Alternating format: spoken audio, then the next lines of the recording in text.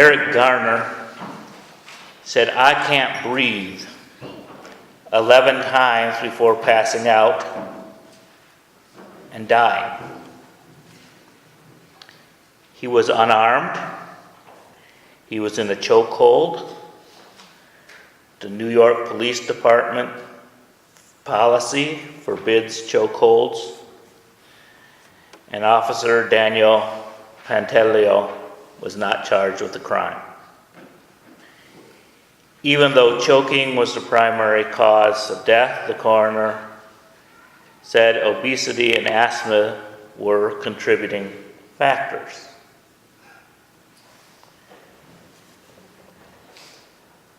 But even obesity and asthma have their racial component. Many times in the city, grocery stores do not decide to locate in neighborhoods where lots of people of color live. And so what you have are small shops, often liquor stores, that have overpriced food in them that's usually fast food and not good food. And what Eric Garner was doing that day was buying a pack of cigarettes from the store and then standing on the street selling single cigarettes, trying to make a little money. Although he contended that he wasn't doing it that day, he had been arrested for this before, for selling cigarettes.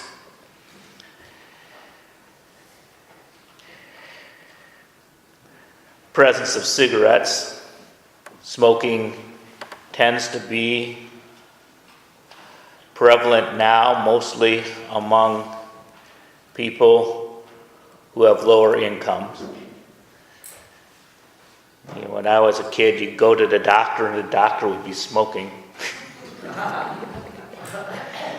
That doesn't happen anymore. And so, being in a poverty neighborhood, he was selling cigarettes. And that's part of the reason that obesity and asthma are also racial issues. Janice Hopkins-Tan in the British Medical Journal wrote that asthma, the disease, disproportionately affects African Americans. A black man in New York City is 11 times more likely to die from asthma than other men in the city. The reason why asthma is more common among black people and other inner city residents is unclear. Being African American is a marker, but not a risk factor. African Americans tend to have poor access to care and information. Many don't have a regular doctor and use overcrowded clinics and emergency departments when they have a crisis.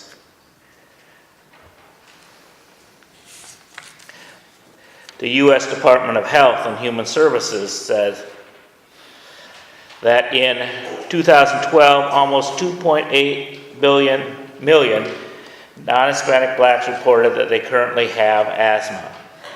African Americans are 20% more likely to have asthma than non-Hispanic whites. In 2013, African Americans were 3 times more likely to die from asthma-related causes than the white population. So think of it, only 20% more likely to have asthma, but 150% more likely to die from asthma. From 2003 to 2005, African American children had a death rate 7 times that of non-Hispanic white children. In an article on WebMD, Dr. Leroy Graham Jr. says the time is right for Americans to come to grip with these issues. A 2005 report from the American Lung Association shows that Black Americans suffer far more lung disease than white Americans do. They're 3 times more likely to suffer sarcoidosis, physicians forgive me, than white Americans.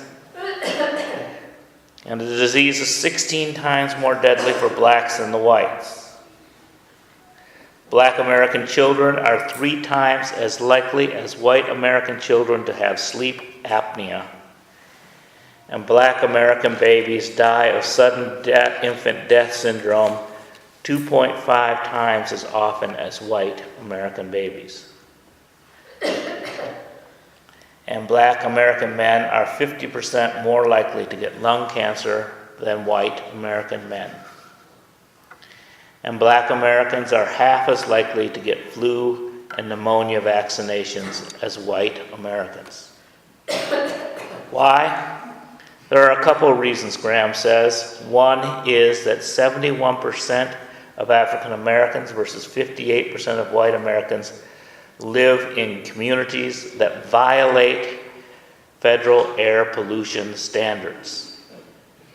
When we look at African Americans in terms of demographic distribution, they are more likely to be located near, if not next to, transportation corridors and the places where the air is drawn.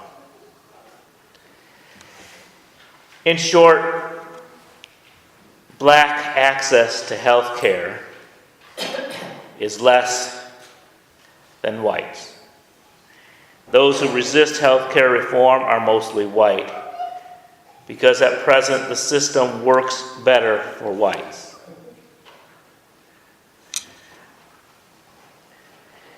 Miriam Zola Perez wrote on December 21, 2015 on the Our Bodies, Ourselves website,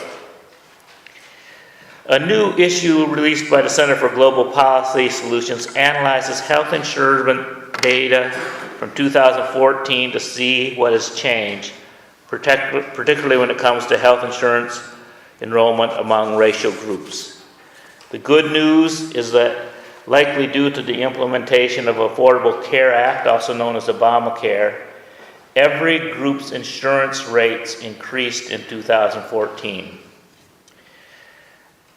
All groups have experienced substantial increases in their health insurance coverage before the ACA was enacted. People of color were much more likely to be uninsured, and they had gains that were around 5%, and white gains or decrease in being uninsured changed by about 2%. Repealing Obamacare would increase racial disparity. Is that why so many white politicians want to do it in? The air we breathe should be a basic right. The newborn baby cries for its first breath. The 2nd chapter of Genesis describes the first human breath. And the Supreme Being Almighty formed man of the dust of the ground and breathed into his nostrils the breath of life, and man became a living soul. The Quran concurs. He began the creation of man from clay, and then he made his seed from the draught of despised fluid, and then he fashioned him and breathed into him his spirit. In the 6th chapter of the Bhagavad Gita, a holy book of Hinduism, the divine is described as air. I am omnipresent as the storm wind, which resides in space. All beings exist in me. A song of the Cheyenne Nation reveals reverence for the air. It goes the solid sky, the cloudy sky, the good sky, the straight sky. The earth produces herbs. Herbs cause us to live. They cause long life. They cause us to be happy. The good life, may it prevail with the air. May it increase. And in John 22, the resurrected Jesus greets his disciples, saying, "Peace be unto you, as my Father has sent me, even so I send you." And when he had said this, he breathed on them and said unto them, "Receive the Holy Spirit." The air we breathe is essential to our spirits. They are almost one and the same. Inhaling is also called inspiration. The air we share must be protected. Eventually, all pollution moves from its urban concentration and spreads across the upper atmosphere. These greenhouse gases hold heat in,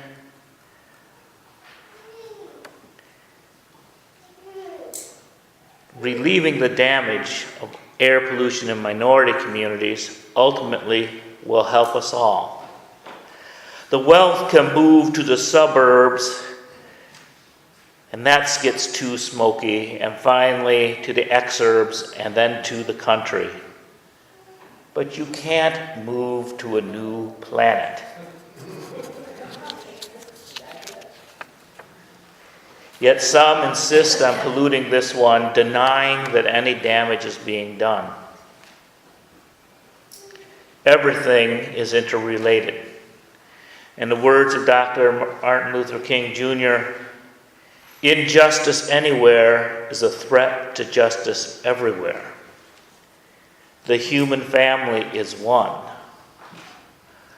A warmer atmosphere will drown brown people of Bangladesh, but it will also flood Wall Street. When a dominant class harms a subordinate class, they eventually harm themselves. The nation has got to stop trying to control the air, breath, and spirit of black people. Their breath should not be choked away. The air in our cities should not be smothering. Their spirits will not be crushed. And in fact, the song came out of the Eric Garner protests. And Samuel L. Jackson, in December 2014, issued the Samuel Jackson Challenge, much in the way that many of us saw the Ice Bucket Challenge, where people were sending things to it.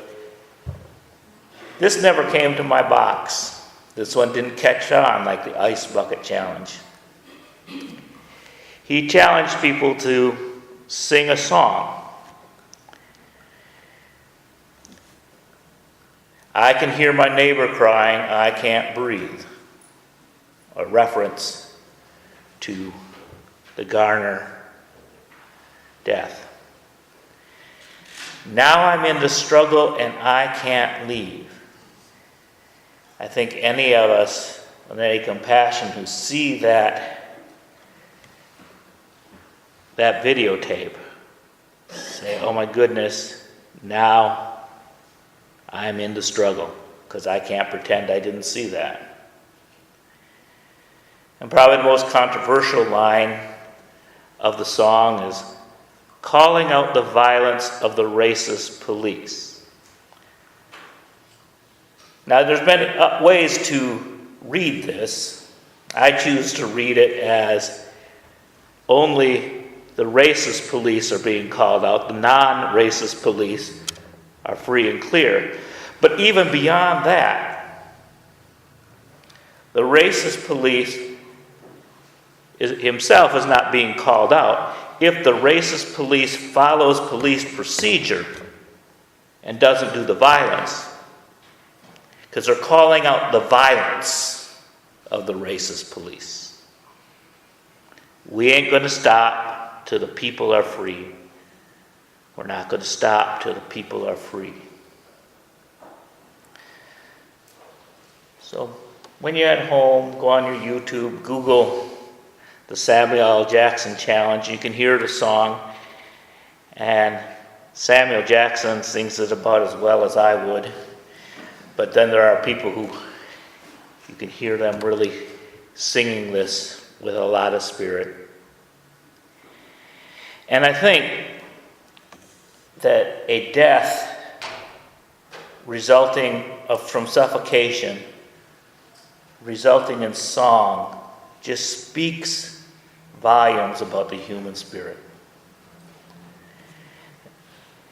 And that's said most eloquently in the poem by Maya Angelou, I Know Why the Caged Bird Sings.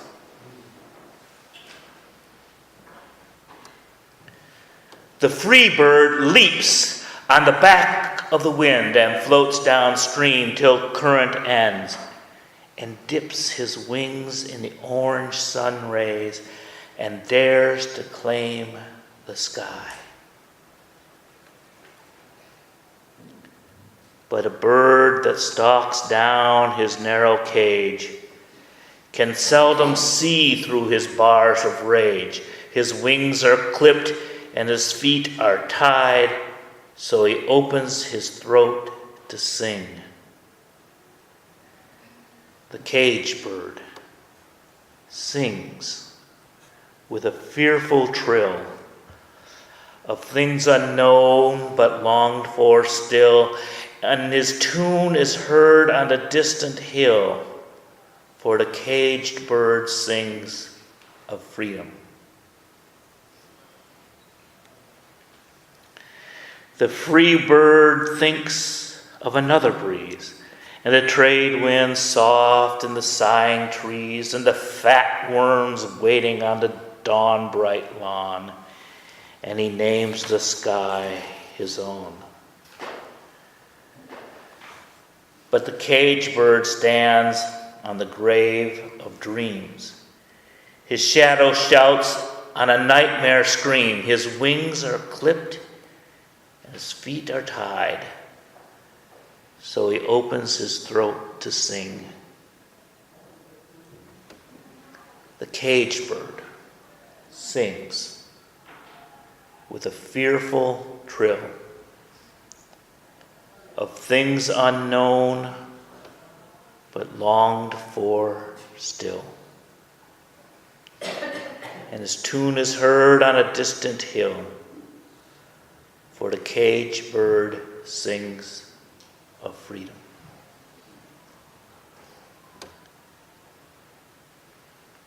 Be grateful for the air you have. Preserve that air for everyone. Use that air to sing. Whether your voice cracks